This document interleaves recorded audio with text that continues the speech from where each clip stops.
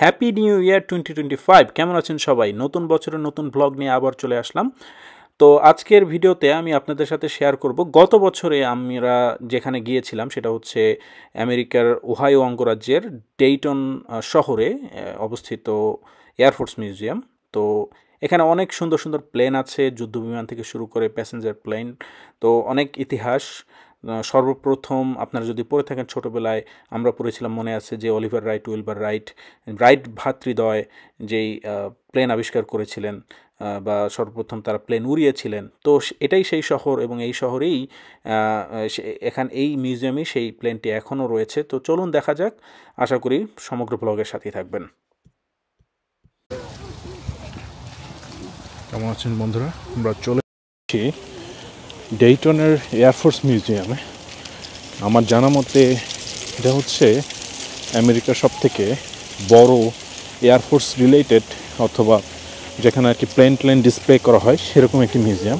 আরও অন্যান্য মিউজিয়াম আছে, স্পেস মিউজিয়াম আছে, বাট এটাই সবথেকে বড় আর কি। আমরা এর ভিতরে যাব এবং চেষ্টা করবো যে আপনাদেরকেও দেখানো যে এখানে নাকি সব রকম প্লেন ডিসপ্লে করা আছে একদম শুরু থেকে শেষ পর্যন্ত। তো আপনাদেরকে ডেইটন শহরের একটা হিস্ট্রি বলে রাখি। আপনারা যদি জেনে থাকেন, ছোটোবেলায় যদি পড়ে থাকেন, রাইট ব্রাদার্স যারা সর্বপ্রথম আমেরিকাতে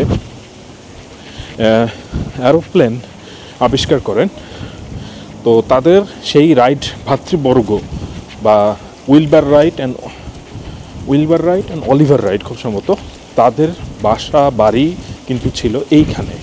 এরাই হচ্ছে সেই রাইট ব্রাদার্স কিনা দেখানোর চেষ্টা করলাম। না, এনার রাইট ব্রাদার্স না, বাট যাই হোক, সেই রাইট ব্রাদার্সের সেই বাড়ি কিন্তু ছিল এখানে। আমরা এখান থেকে ঢুকে যাই।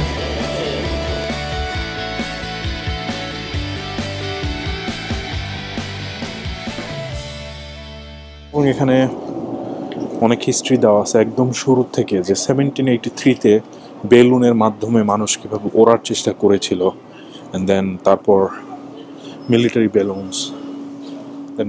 বেলুনিং, অ্যান্ড সেই বেলুনগুলো উপরে রাখা আছে। আপনাদেরকে একটু দেখায়, সেই বেলুনগুলো কিন্তু উপরে রাখা আছে। যে 1901 যখন সর্বপ্রথম এই প্লেনটা ফ্লাই করার চেষ্টা করা হয়, সো এটাকে বলা হয় গ্লাইডার। এবং আরও অন্যান্য হিস্ট্রি দেওয়া আছে, সব কিছু তো আপনাদেরকে দেখানো সম্ভব না। হ্যাঁ, উইন্ড টানেল, হ্যাঁ, রাইট ব্রাদাররা যে উইন্ড টানেলটা আবিষ্কার করেছিলেন সেটা হচ্ছে এইটা। এখনকার উইন্ড টানেল তো আরও অনেক বড় হয়। এই হচ্ছে সেই রাইট ব্রাদার্সদের সর্বপ্রথম যেই রেপ্লিকা ফ্লাইটটা আর কি, গ্লাইডার। এবং এটাই খুব সম্ভবত সেইটা, রাইট, এটাই সেটা। এই যে অরিজিনাল রাইট ফ্লায়ার ফ্যাব্রিক। তো এইটা দিয়ে আসলে এই যে এখানে আপনারা দেখতে পাচ্ছেন, এই যে ফ্লায়ার, এখানে যেই উইংটা তৈরি করা হয়েছে, এই উইংয়ের কাপড়টা হচ্ছে এইটা।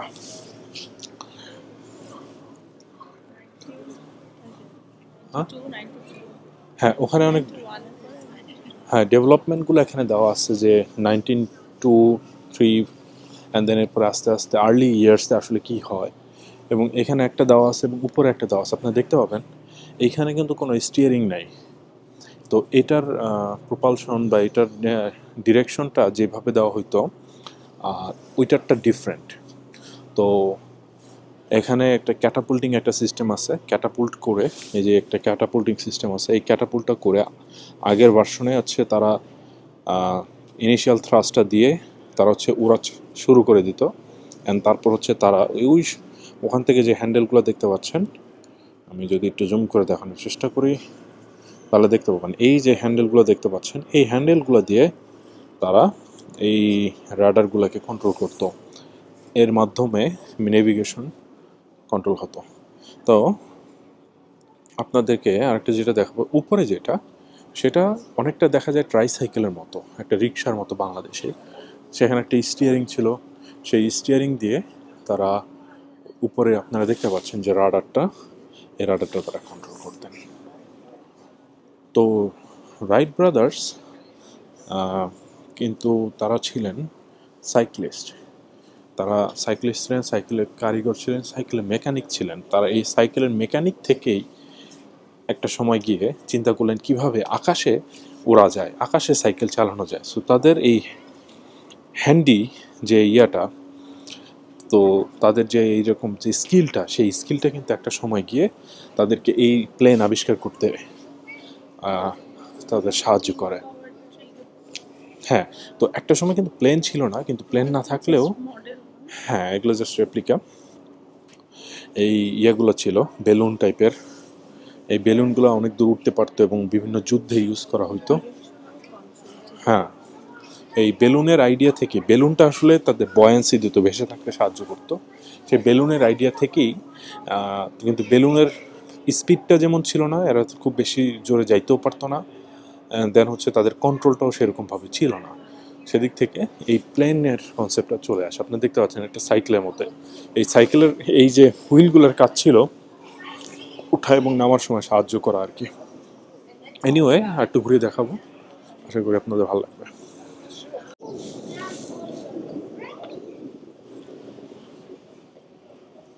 কাঠের রেপ্লিকা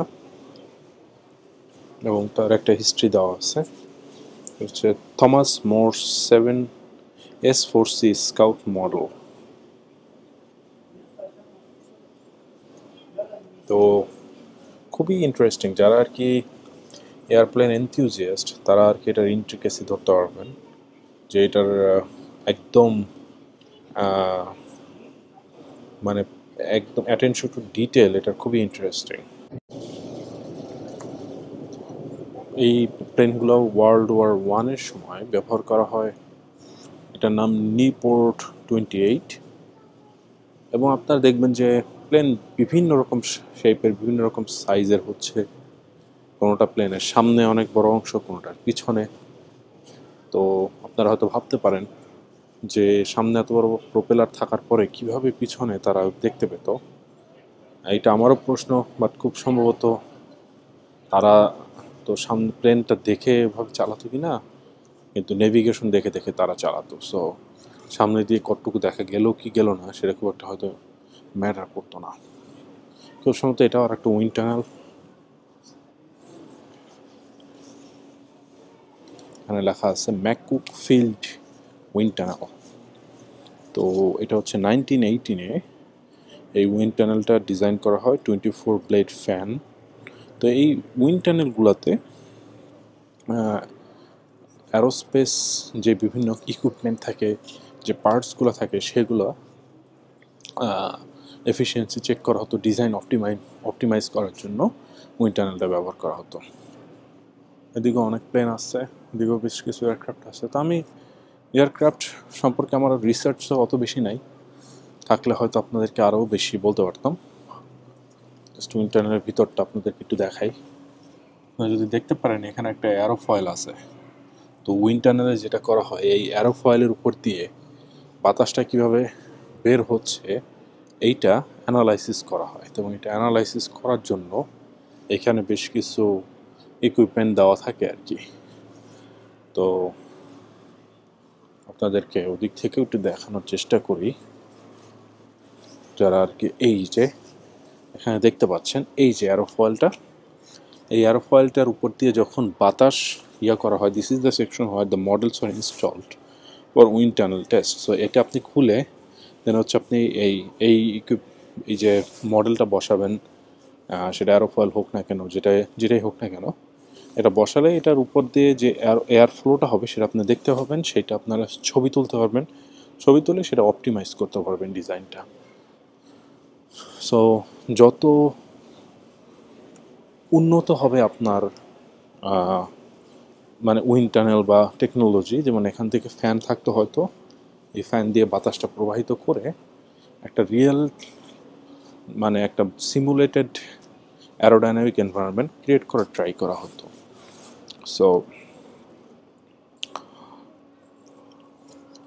হাই স্পিড অ্যারোডাইনামিক একটা প্রেশার ক্রিয়েট করে এয়ার ফ্লোর ব্যাপারগুলো চেক করা হতো, যেটা এখনও আছে। এবং এগুলো আসলে হাই স্পিড, যেগুলো এখন মাক 6 মাক 8 উইন্ড টানেল পর্যন্ত এখন পাওয়া যায়।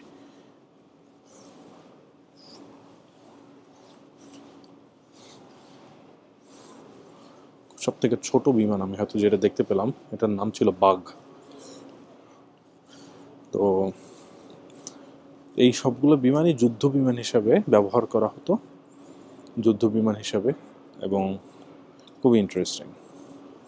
এটার একটা ছোট একটা মডেল রেপ্লিকা এখানে দেওয়া আছে, কিভাবে এটা উড়তো সেটারও একটা হিস্ট্রি এখানে বলা আছে। এটা আরেকটা বিমান যেটার জাস্ট স্কেলিটন পার্টটা এখানে দেওয়া আছে, আর এটা হচ্ছে জাস্ট ফুল স্কেল বিমানটা, ফকার।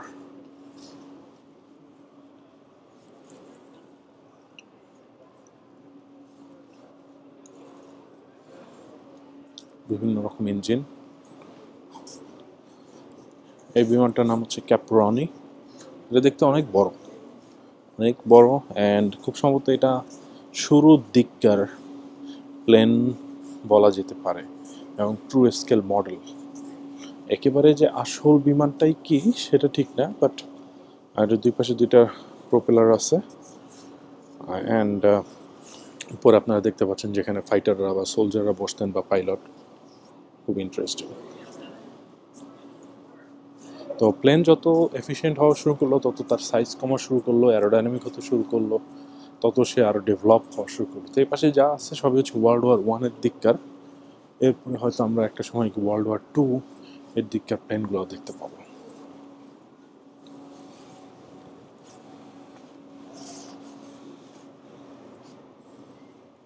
এবং এইগুলো হচ্ছে সেই সব ইকুইপমেন্ট যেগুলো ইউজ করা হতো খুব সম্ভবত বমিংয়ের জন্য, বমিং অ্যাটাকিংয়ের জন্য, বম ডিসপোজালের জন্য। খুব ইন্টারেস্টিং।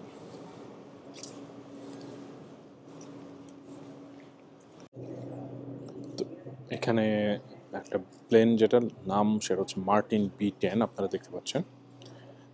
এই প্লেনটা দেখতে এখনকার আধুনিককার প্লেনের মতোই বলা যেতে পারে। তো এই প্লেনটা ডেভেলপ করা হয়েছিল, বলা আছে যে ইন্টার ওয়ার ইয়ার্স, অর্থাৎ দুই যুদ্ধের মাঝামাঝি সময়ে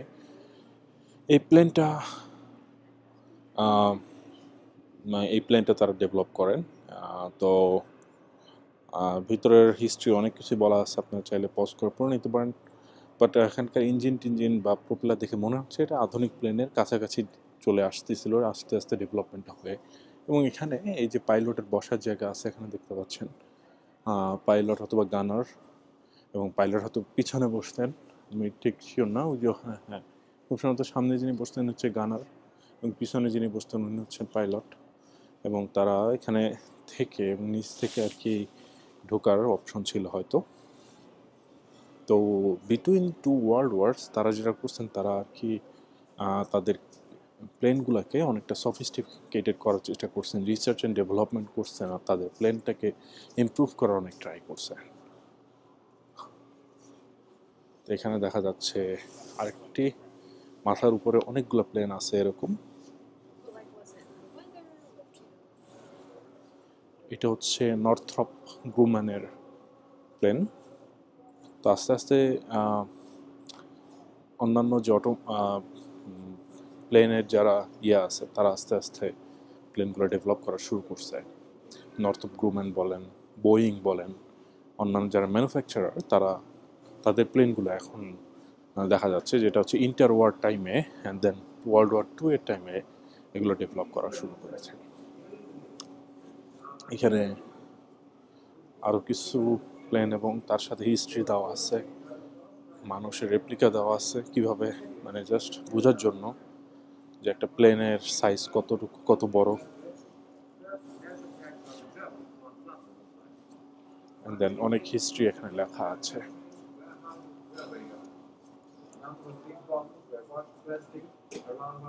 ইনি একজন মহিলা পাইলট, ব্রিটিশ মহিলা পাইলট। তো এই ছিল আর কি World War I এবং ইন্টার ওয়ার টাইমের এরোপ্লেনের হিস্ট্রি। তো পুরাতন বিমানগুলো দেখা শেষ করে আমরা চলে আসি আরেকটি সেকশনে, যেখানে বেসিক্যালি আধুনিক যেই বিমানগুলো রয়েছে, যেগুলো ধরেন 80 সাল থেকে শুরু করে ডেভেলপ করা হয়েছে এরপরে, সেগুলো ছিল। তো এখানে দেখতে পাচ্ছেন বেশ কিছু রাইট এখানে সিমুলেটর আছে, রাইড আছে, অ্যান্ড মুভি থিয়েটার আছে, বাচ্চা কাচ্চা থেকে শুরু করে বড়দের জন্য বিভিন্ন রকম বিনোদনের অপশন। অ্যান্ড দেন আরও দেখতে পাচ্ছেন অন্যান্য যে আধুনিক বিমানগুলো এবং যুদ্ধ বিমানগুলো সেগুলোর প্রতিকৃতি। তো আমরা এরপর থেকে এই আধুনিক যে সেকশনটা সেটা আমরা এক্সপ্লোর করব। তো এটা হচ্ছে নাসার একটা স্পেসশিপ, যেগুলো হচ্ছে শাটল হিসাবে ইউজ করা হয়, এবং আমরা আসলে এই নাসার স্পেস শাটলের ভিতর ঢুকতে পারতেছি। খুবই ইন্টারেস্টিং, খুবই ইন্টারেস্টিং। নাসাতে না গিয়েই নাসার স্পেস শাটলে ঢুকে গেলাম, যে স্পেস শাটল একটা সময় স্পেসে ছিল। ওয়াও, নাথিং ফ্যান্সি, একদম সিম্পল, জাস্ট কিছু না, জাস্ট একটা বিল্ডিংয়ের একটা রুমের মতো আর কি, একটা গ্যারেজের মতো। অ্যান্ড খুব সম্ভবত এটা একটা ইঞ্জিন। And that's it. আমরা চলে আসলাম, আপনাদেরকে দেখাচ্ছি হচ্ছে বোয়িংয়ের স্টেলথ যেই ফ্লাইটগুলো ছিল সেগুলোর একটা রেপ্লিকার সামনে। তো স্টেলথ এটার নাম হচ্ছে র্যাপটর, আপনারা হয়তো নাম শুনছেন অনেকেই, F-22 র্যাপটর। তো এগুলো যে বৈশিষ্ট্য যেটা, সেটা হচ্ছে এটার রাডার সিগনেচারটা খুবই মিনিমাল। তো রাডারে এই অবজেক্টটা একটা প্লেন হিসাবে ধরা দিবে না, এটা ধরা দিবে হচ্ছে একটা পাখি হিসাবে। হ্যাঁ, সো এই জন্য এটাকে বলা হয় স্টেলথ ভেহিকল, যেগুলো আসলে লুকিয়ে থাকতে পারে আর কি, রাডারের চোখটাকে ফাঁকি দিতে পারে। এবং এরপরে আরও বিভিন্ন গ্যালারি আছে, কোল্ড ওয়ার গ্যালারি। হ্যাঁ হ্যাঁ, মানে এটা এত বড় যে আসলে একদিন আপনি দেখে শেষ করতে পারবেন না। এবং এটা হচ্ছে অন্যতম একটা বড় ফ্লাইট, খুব সম্ভবত বড় বিমান, এবং এটা হচ্ছে ফাইটার বিমান অ্যাজ ওয়েল। এবং ওদিকে আরও অনেকগুলো রিকনেসেন্স ভেহিকল আছে ওই যে উপরে, যেমন ওগুলো হচ্ছে ড্রোন। এই ড্রোনগুলা ইউএস মিলিটারি ইউজ করে। আর ওইটাও যেমন একটা reconnaissance vehicle, supersonic hypersonic reconnaissance vehicle.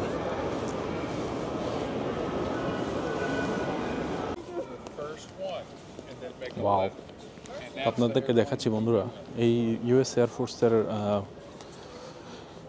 Cold ওয়ারের সময় অনেকগুলো ফ্লাইটগুলো যেগুলো ডেভেলপ করা হয়েছিল। অ্যান্ড আমি একটু ওদিকটাতে যাব এবং আপনাদেরকে দেখাবো, আপনারা যে অদ্ভুত যে শেপের যে ইয়াটা দেখতে পাচ্ছেন এটা কিন্তু একটা রিকনেসেন্স ভেহিকল। জাস্ট রিকনেসেন্স না, এটা ফাইটার জেট। এবং এইটা আপনার খুবই ইন্টারেস্টিং, এর কারণ হচ্ছে এটা রাডার সিগনেচার খুবই মিনিমাল। আপনাদেরকে দেখাবো সামনে গিয়ে। তো এইটা হচ্ছে পোস্ট কোল্ড ওয়ারের সময় এটা ডেভেলপ করা হয়, এবং এটার নাম হচ্ছে B-2 স্পিরিট। দেখতেই পাচ্ছেন কি ভূতকিমাকার শেপ, বাট এইটা হচ্ছে আপনারা যদি এখানে দেখেন, এ হচ্ছে এটা শেপ। এখানে ব্রেইলে লেখা আছে, যারা আসলে পড়তে জানেন না তাদের জন্য আর কি এটার সিগনিফিক্যান্স। বাট এই ধরনের প্লেন যেটা দেখতে অনেক বড় কিন্তু খুবই অদ্ভুত শেপের, আর এর পাখাটা আসলে অনেক বড়, আপনি এখানে দেখে বোঝাতে পারবেন এর পাখাটা আসলে কত বড়। হাউএভার রাডার সিগনেচার, রাডারে এটাকে একটা কাক বলে মনে হবে, কাক বা কোকিল টাইপের পাখি বলে মনে হবে।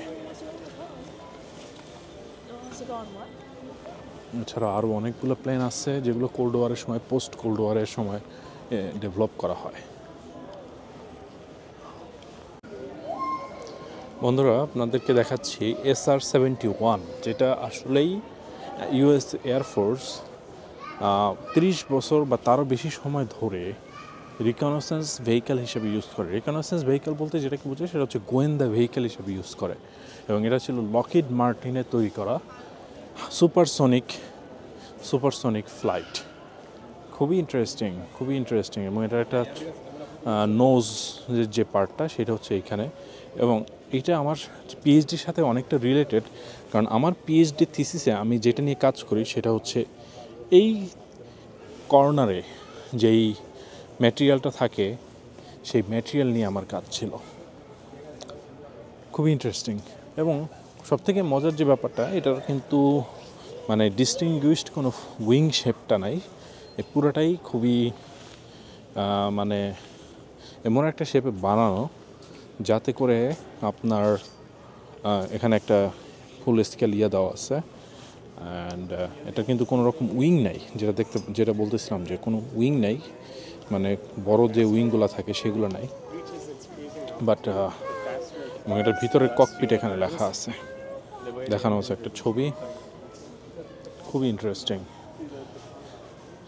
আমি এটা নিয়ে অনেক ডকুমেন্টারি দেখেছি, অনেক কিছু দেখেছি, বাট এটা চোখের সামনেই ফার্স্ট দেখতে পেয়ে আমার খুব ভালো লাগতেছে।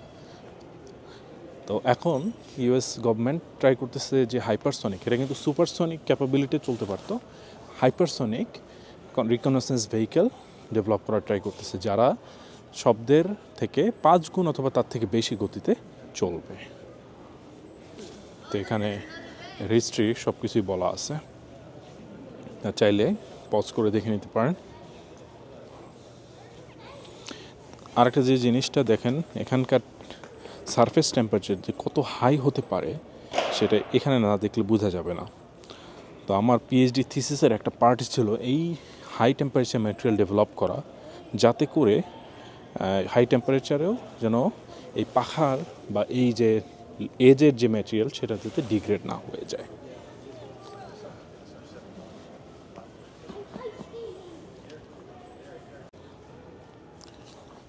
প্লেনটার পিছনটা একেবারে দেখানো যাচ্ছে না, বাট এখানে দেখতে পাচ্ছেন যে এখানে এর ইঞ্জিনটা ছিল, অ্যান্ড এই পাখাগুলো এমনভাবে ডিজাইন করা যাতে এই এদের অ্যারোডাইনামিক, এখানে দেখতে পাবেন না কোনো বাহির থেকে কোনো টার্বোপ্রপ বা কোনো ধরনের প্রোপেলার এখানে আছে। তো এইটার ফুয়েলিং সিস্টেমটা বা এটার মানে পাওয়ার জেনারেশনটা একটা ডিফারেন্ট মেকানিজমে হতো। এটা আমার এক্স্যাক্টলি এই মুহূর্তে মনে নাই, বাট এটা খুবই ইন্টারেস্টিং একটা টেকনোলজি, এবং এটা ম্যানুভারিংটাও খুবই ইন্টারেস্টিং একটা টেকনোলজির মাধ্যমে করা হতো। এটা এই কারণেই এভাবে ডিজাইন করা হয়েছে যাতে করে রাডার সিগনেচার খুবই মিনিমাল হয়, এবং এটা নিয়ে একটা বইও আছে, স্কাঙ্ক ওয়ার্ক। তো স্কাঙ্ক ওয়ার্ক নামে একটা বই আছে, যে বইটা পড়লে আপনারা এটা সম্পর্কে আরও ডিটেলে জানতে পারবেন।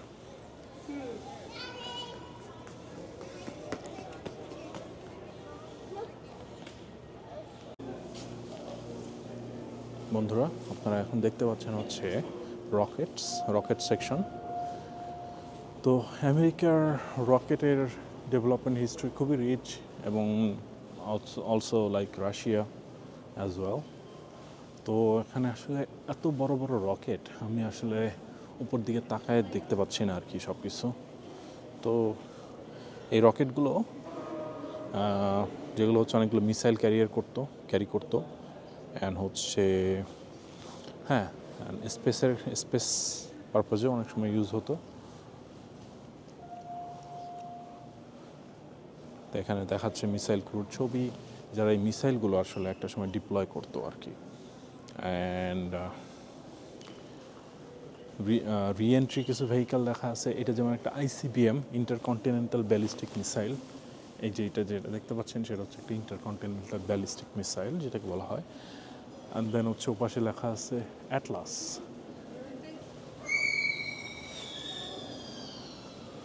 তো এই জায়গাটাকে বলা হয় ওভারলুক, এখান থেকে আরও কাছাকাছি দেখা যায় স্পেসটাকে, এবং মানে স্পেসটাকে বলতে গেলে আপনি লিটল স্পেস দেখতে পাবেন না, বাট এই মিসাইলগুলোকে দেখতে পাচ্ছেন। ওয়াও!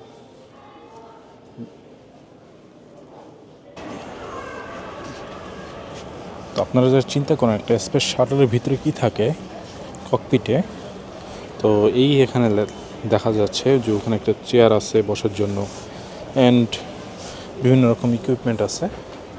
আমরা চলে আসছি একটা স্পেস শাটলের যে রেপ্লিকা সেরকম একটা জায়গায়। তো এখানে দেখতে পাচ্ছেন যে মোটামুটি এই মাঝের ইয়াটা খুলে দিছে আর কি। তো খুলে দেওয়ার পরে এখানে ভিতরকার হয়তো সেন্সর বা যেটাই বলুক না কেন সেটা আছে, এবং উপরে আরেকটা ইয়া আছে যেটা আপনাদেরকে দেখাচ্ছি, ককপিট।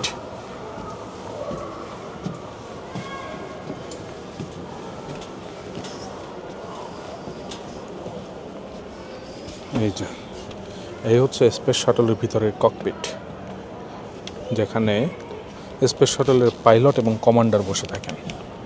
তো স্পেস শাটলে পাইলট বলা হয় এবং কমান্ডার বলা হয়। তো সেই পাইলট এবং কমান্ডাররা তারা এখানে বসে পুরো স্পেস শাটলটাকে ড্রাইভ করেন। খুব ইন্টারেস্টিং। তো এই ছিল আমাদের সেদিনকার মতো এয়ারফোর্স মিউজিয়াম ট্রিপ। আশা করি ভালো লাগলো। ভবিষ্যতে কোনো এক ব্লগে আবার দেখা হবে। ভালো থাকবেন। আল্লাহ হাফেজ।